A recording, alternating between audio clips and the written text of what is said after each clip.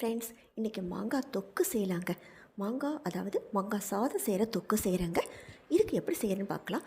ஒரு மாங்காவை எடுத்து நல்லா வாஷ் பண்ணிவிட்டு அதை தோல் சீவிட்டு அதுக்கப்புறம் மாங்காவை துருவலாக இந்த மாதிரி துருவி எடுத்துக்கணுங்க. கூடுமான வரைக்கும் இது பச்சை ஒட்டு மாங்காவில் நீங்கள் துருவிடிங்கனாக்கா கொஞ்சம் லைட்டாக தித்திப்பும் புளிப்பும் எல்லாம் சேர்ந்த மாதிரி இருக்குங்க. ரொம்ப நல்லாயிருக்கும். இந்த மாதிரி ஒட்டு மாங்காவில் துருவி எடுத்துக்கோங்க. இப்போ நம்ம எப்படி தொக்கு செய்யுதுன்னு பார்க்கலாம். இப்போ கடாயில் நான் ஒரு 7 ஸ்பூன் அளவு எண்ணெய் ஊற்றிருக்கேன். முதல்ல கொஞ்சமாக ஊற்றிக்கலாம், அப்புறம் தேவைப்பட்டால் கொஞ்சம் மிக்ஸ் பண்ணிக்கலாம். கொஞ்சம் கடுகு உளுத்தப்பருப்பு போட்டிருக்கேன்.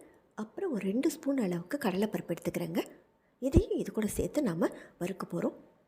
நல்லா அப்படியே செவுத்து வரணுங்க. அந்த கடலைப்பருப்பு செவந்து வரும்போது தான் அந்த சாதம் நம்ம சாப்பிடும்போது நல்லா நமக்கு கிறிஸ்பியாக பல்லில் படும். இப்போ இதுக்கு தேவையான அளவுக்கு காஞ்ச மிளகாய் போட்டுக்கிறேங்க.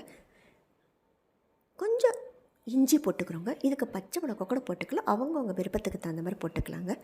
நான் இன்றைக்கி வர மிளகாய் தான் போட்டு செஞ்சுருக்கேன். இது எல்லாம் ரெடியான அப்புறம் நம்ம துருவி வச்சுருக்க மாங்காய் துருளை போட போகிறோம். கொஞ்சம் இதுக்கு தேவையான அளவுக்கு மஞ்சள் பொடி போட்டுக்கிறோம். உப்பு கொஞ்சம் போட்டுக்கிறோம். உப்பு கொஞ்சம் தூக்கலாக போட்டுக்கணுங்க, அப்போ தான் சாதத்துக்கு ரொம்ப நல்லா இருக்கும். அப்புறம் டேஸ்ட் பார்த்துக்கூட உப்பு சேர்த்துக்கலாம். இதுக்கு காரத்துக்கு நீங்கள் வரமிளகா தான் போடணும் அவசியம் இல்லை, பச்சை மிளகாய் போட்டாலும் இன்னும் டேஸ்ட்டாக இருக்கும். இது நல்ல எண்ணெய் பிரிஞ்சு வர்ற அளவுக்கு நம்ம வதக்கணுங்க. இந்த சாதம் அவ்வளோ நல்லாயிருக்கும். லஞ்சுக்கு ப்ரிப்பேர் பண்ணி கொடுத்தீங்கன்னா குழந்தைங்க கொண்டு எல்லாருமே விரும்பி சாப்பிடுவாங்க. இதை பாருங்கள், நல்லா சூப்பராக அப்படியே தொக்கு பதத்துக்கு வருது. இன்னும் நல்லா வதங்கணும், அப்போ தான் அப்படியே பாத்திரத்தில் ஒட்டாத அளவுக்கு வருங்க. இப்போ பாருங்கள், சூப்பராக ரெடி ஆகிடுச்சு. நாம் சேர்த்துருக்கிற எண்ணெய் எல்லாமே பிரிஞ்சு வந்துருச்சு பாருங்கள். அருமையான தொக்கு ரெடி. இப்போ இதுக்கு ஃபைனல் டச் பண்ண போகிறாங்க. இதுக்கு நான் கொஞ்சமாக வெந்தய பவுடர் சேர்க்க போகிறேன். நல்லா மிக்ஸ் பண்ணி விட்டுட்டு பாத்திரத்தில் ஒட்டப்போ அப்புறம் அல்வா பதம் வர மாதிரி நல்லா சூப்பராக வருது.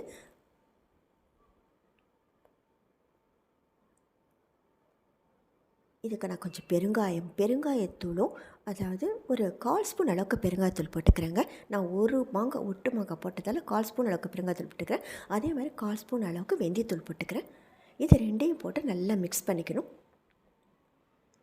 நல்லா இது சேர்க்கறதால நல்ல வாசனையாக இருக்கும். இதை நாம் பாட்டிலில் ஸ்டோர் பண்ணி வச்சோம் அப்படின்னாக்கா 1 வாரம் வரைக்கும் தாங்குங்க. ரொம்ப நல்லா இருக்கும். இல்லை தாங்க, மாங்காய் சாதம் தொக்கு ரெடி ஆகிடுச்சு. இது சீசனில் இந்த மாதிரிலாம் நம்ம வெரைட்டிஸ் ரெடி பண்ணி கொடுத்தோன்னா குழந்தைங்களுக்கு ரொம்ப பிடிக்கும். ட்ரை பண்ணி பாருங்கள். தேங்க்யூ.